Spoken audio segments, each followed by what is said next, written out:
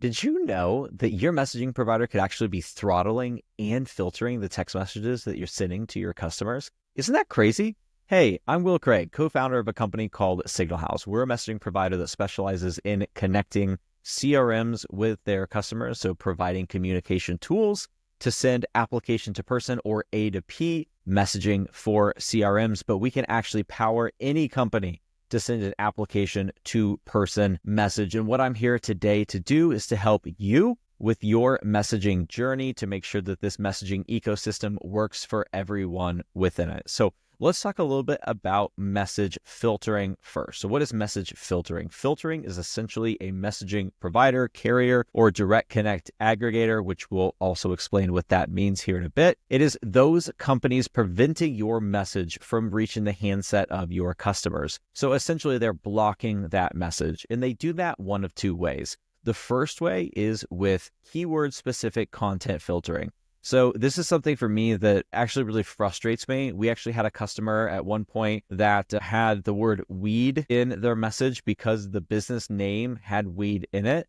And an upstream carrier actually blocked all of their messaging because weed was in it, and weed is considered shaft or a sexual or harassment or alcohol, firearm, tobacco. It's looped in that group of content. So it was actually blocked completely. This customer could not reach anyone. Their campaign, their 10DLC campaign, was actually fully shut down because that keyword was in the message. So as you could obviously tell, having keyword analysis to specifically block content and block like a whole range of content as a result is really, really bad and potentially damaging for any kind of a small business. So be on the lookout for that. If you're looking for a new aggregator, always ask them, what kind of content filtering do you do? They may do content filtering and they may not do content filtering. But if they do content filtering, you want the second kind of content filtering, and that's algorithmic content filtering. So essentially how algorithmic content filtering works is that these companies are using a set of training data. So this is known data of scam or spam messages. They are learning what the key similarities of those messages are like,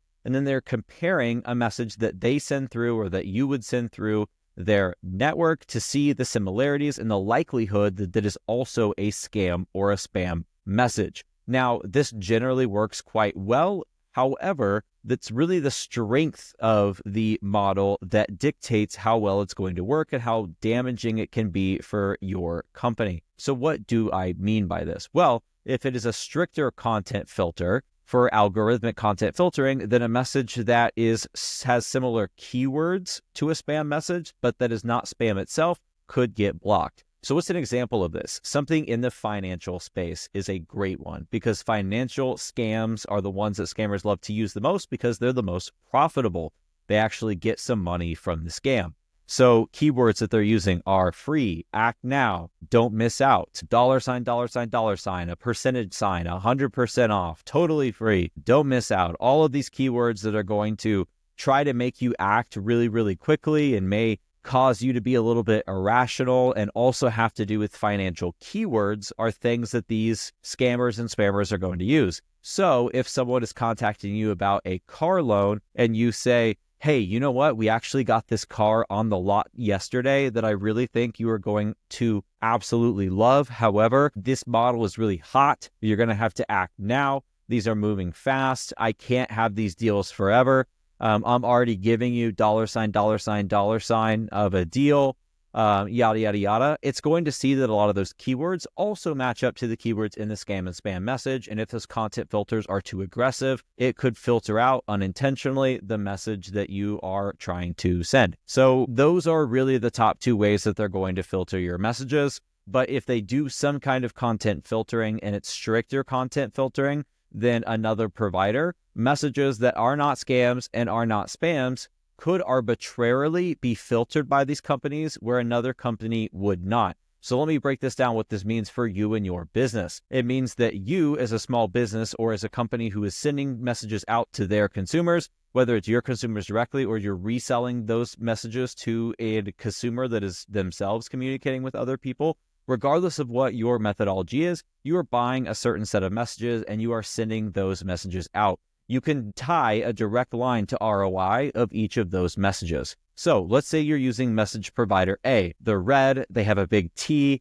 I think we all know who it is. They're going to have some specific content filtering in place that's going to look at your messages and determine if they line up as shaft messages, again, sexual harassment, or alcohol, firearm, tobacco messaging. They're going to look for keywords in that arena. They're also going to look for keywords that could indicate that the message might be a scam or it might be a spammy kind of message. Now, because that company in particular may have had some issues in the past with sending some traffic on their network, they have to have tighter filters in place. Because they have tighter filters in place, messages that you send on that network compared to a network that is completely different, that does not have those same strict content filters, those messages on that provider that we all know, the big T in the space, those are going to arbitrarily be filtered. You're going to have a lower deliverability with that provider just because of the internal content filtering that they have in place. So compared to another provider where you could have anywhere from really 5 to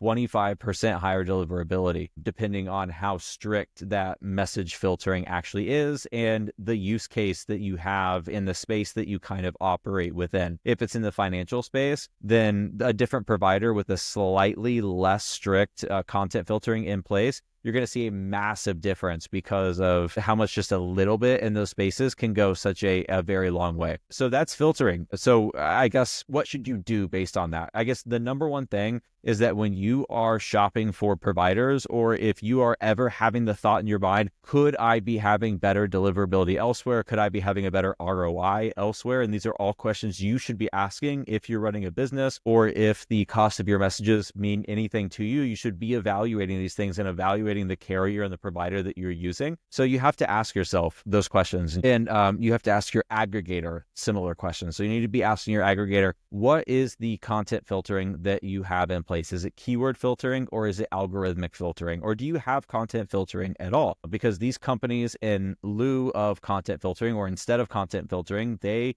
may do what is called know your customer. So there's companies in the space. Bandwidth is a really good example of a company where I can't necessarily speak to if they have content filtering or not. I do not know that information. But what I will tell you that they do an excellent job of is KYC, or know your customer, up front. They get to know what your use case is, the type of messages that you're sending, the type of customers that you have. If you're reselling your messages to a set of customers who are then trafficking those messages, who are they actually communicating with? Are they themselves reselling? And if so, what did that look like down the line? They make sure that they fully understand your business to determine what kind of a risk profile you actually bring to their company for something like scam or spam. And in some companies that, and I can't necessarily speak to Bandwidth in particular, but in a lot of companies that KYC, or know your customer up front, will then have less stringent content filtering on the back end. Because if you think about it, if you are a company that is a big ISV who is just providing connectivity for a lot of different independent vendors that are just out there in the space, you yourself may not have super strict KYC up front. So you need to have stricter content filtering on the back end to protect yourself from getting caught in any kind of lawsuits or anything that would potentially damage your brand. So that's essentially what that thought process is. But you don't want that to affect your business. And so that's why you need to be asking them, what kind of content filtering do you have in place? If they do have it in place, if it's keyword filtering, that's a massive red flag for me, because you don't know what a business name is going to be. And if you have any merge tags or personalization tokens that are going to pull that data in, you are always subject to having your messages filtered unintentionally and your traffic actually shut down because you get labeled as a bad actor or a spammer or whatever the case may be because of one single keyword that just so happens to have a different meaning somewhere else on the street or whatever the case may be. So, and you don't want that to affect you and your business. You don't want that to affect your bottom line. So I would totally avoid somewhere that employs strict keyword content filtering. If they have algorithmic filtering, you need to ask what the strength of that algorithmic filtering is. And you need to ask, am I able, and here's the other question you need to ask, am I able to create a specific use case for me and your company so that we can do some of this KYC up front to prevent such a strict content filter on the back end? Because I don't want unintentional filtering. I want my gray lines on the edge of what gets filtered. I want that to be as wide as possible. I want to be given the benefit of the doubt. And as a messaging aggregator, I personally at Signal House, I would want to give you the benefit of the doubt. But to do that, I need you to explain your business to me. So a good aggregator, by the way, a good aggregator is going to do this proactively. They're going to go to you and they're going to figure out what your business is, what kind of customers you deal with, what success means to you. They're going to invest heavily in your business. They're going to know a lot about you, and they're going to shift their upstream processes to make sure that it benefits your company, because if you see value in your use of their product, you're going to continue to be their customer. And so they're doing that math in their head. A good aggregator is. And so they're coming to you proactively to do this. But if your aggregator is not, come to them. So you're being proactive. They would be reactive in this situation, but still come to them and say, listen, let's sit down. Let's create a use case. I want you to learn about my business. I want you to learn about who I communicate with, or the customers that I sell to, who they themselves communicate with, or who they resell and those people communicate with.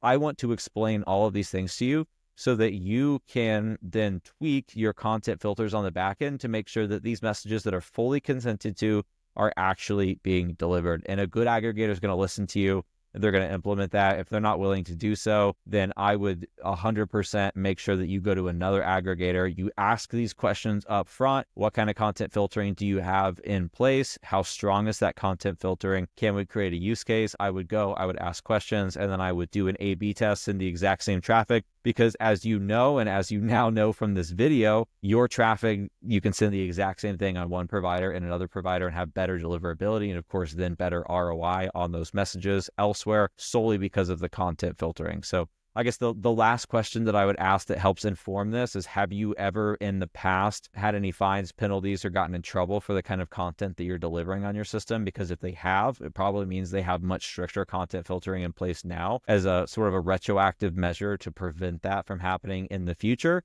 And that's a company that you're most likely going to have less deliverability with than another company, solely because of that content filtering that they have in place. So that's the filtering part of it. Now let's talk a little bit about message throttling. So each text message that you send out is essentially a piece of data, and data has a certain size to it. That size is very small for an individual text message, but if you're sending a lot of text messages, that adds up and it turns into a lot of data. So what a lot of companies do is they have, you could think of it as a pipe between your company and their company, and between their company and their upstream provider to the carriers. And so how wide that pipe is how much data you can send down that pipe at one individual point in time. So have a conversation with your messaging provider to see how many messages you're actually able to send as a company at one time. And if you are a reseller, this is going to be extra important, because all of the companies that are on your sort of pipe or attached to your network on that company are all going to be limited to that pipe. And so if speed to lead is important to you, or it's important to the customers that you're reselling to, it's critically important that you talk to your messaging provider, figure out specifically what that limit is, and talk about whether or not you can extend that limit so that you are able to send as many messages as you need to at once. Essentially, you want to be limited to what the carriers limit your messaging to on each of your individual messaging campaigns. You don't want to be limited to anything less than that. So be sure to ask that. And if they're not willing to budge, again, I would start asking other providers how they would handle that same situation. And I would most certainly look elsewhere. So anyway, those are a couple helpful tips and tricks to make sure that you are getting the best deliverability and that your messages are getting to someone exactly when they need to. So I hope this was helpful. If it was, please give it a thumbs up, subscribe to our channel, and be on the lookout for more helpful telecom videos from me, Will Craig, co-founder of Signal House. If you want to get in touch with me to ask me any specific questions on the telecom space, you can reach me at will@signalhouse.io. So thanks so much, and we will be here next time.